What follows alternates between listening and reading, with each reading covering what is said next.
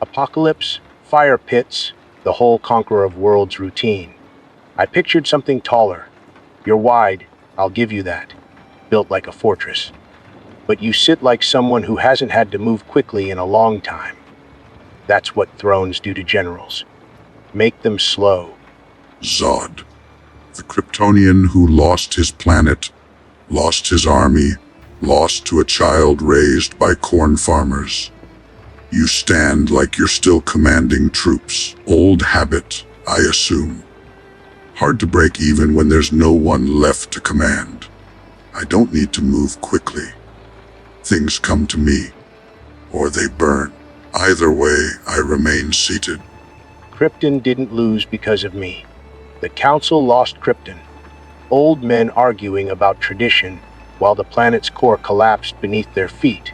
I tried to save us. Tried to take control before it was too late. They called it treason.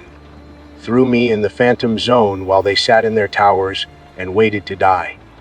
Brave decision makers, those ones. You blame the Council. Rulers always blame the Council, the Senate, the advisors, never themselves. On Apocalypse, there is no council, no debate, no votes. I speak, and it happens. When something fails, I failed. When something succeeds, I succeeded. Clean, simple. You had too many voices. I have one mind. One voice gets things done. I'll agree with that much. But one voice also gets stale. No one to challenge you. No one to point out the cracks before they spread. I had officers who told me when my plans had holes. Good ones. Loyal but honest. You. Who tells Darkseid he's wrong? Who's brave enough to say, this won't work, when you're in the room? No one tells me I'm wrong because I am not wrong. I've had millennia to make mistakes. I made them early. Learned from them.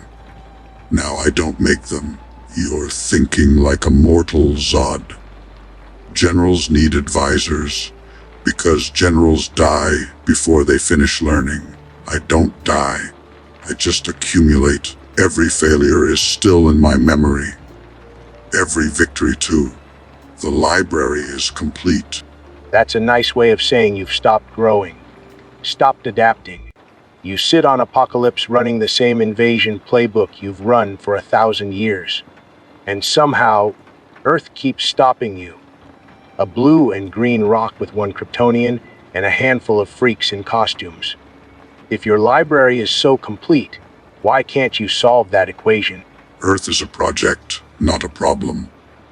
I could glass that planet in an afternoon.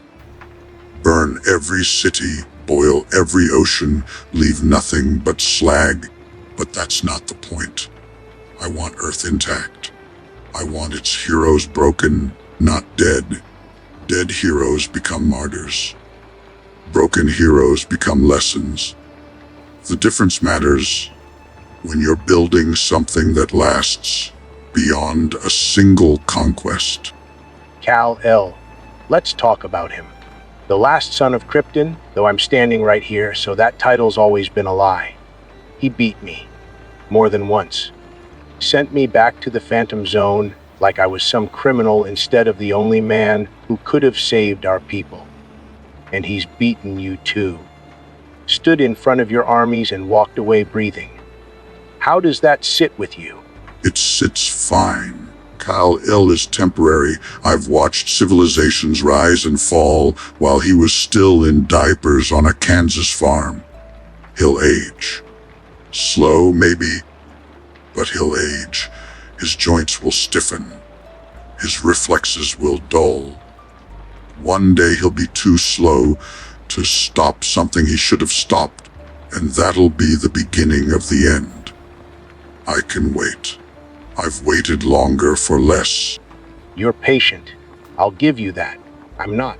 I see Kal-El wasting everything that makes us Kryptonian. Under this yellow sun, we're gods. We could reshape this galaxy in a generation. Build something that makes old Krypton look like a rough draft. Instead, he rescues cats from trees and gives speeches about hope. The House of El always did like their speeches. His father gave speeches to Jor-El, the scientist who predicted Krypton's destruction. Correct about everything, believed by no one. He sent his son to Earth with a message about hope and potential and reaching for something greater. And Kal-El received that message and decided it meant he should help humans cross the street safely. The interpretation was disappointing. Earth broke him. That's my theory. He landed there as a baby, grew up thinking he was one of them. By the time he learned the truth, the damage was done. He'd already decided their values were his values. Protecting the weak, serving the masses, democracy and freedom, and all those words humans use to avoid making hard choices. Kal-El is Kryptonian in body only. His mind is theirs. The humans are strange that way. They infect things. I've seen it happen to others. Warriors who conquered Earth and then stayed too long started appreciating the food, the art, the company, grew soft, forgot what they came for. Something about that planet makes people want to belong to it instead of owning it. It's almost a weapon. Passive, but effective. Trigon couldn't take it. A demon lord. Literal hell dimension at his back. Power that makes both of us look modest. And he lost to teenagers. Children that the Titans assembled, most of them broken in some way, none of them old enough to vote.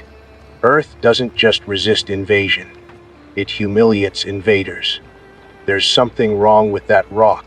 Something that doesn't follow normal rules. Earth is a symbol now. That's the problem. Other worlds watch what happens there. When Earth survives, they think survival is possible. When Earth's heroes win, rebellion seems reasonable. I could destroy it easily, but destroying it proves nothing. I need to defeat it properly, publicly. Break its heroes in front of the universe, so everyone understands what resistance actually costs. That takes time. I have time.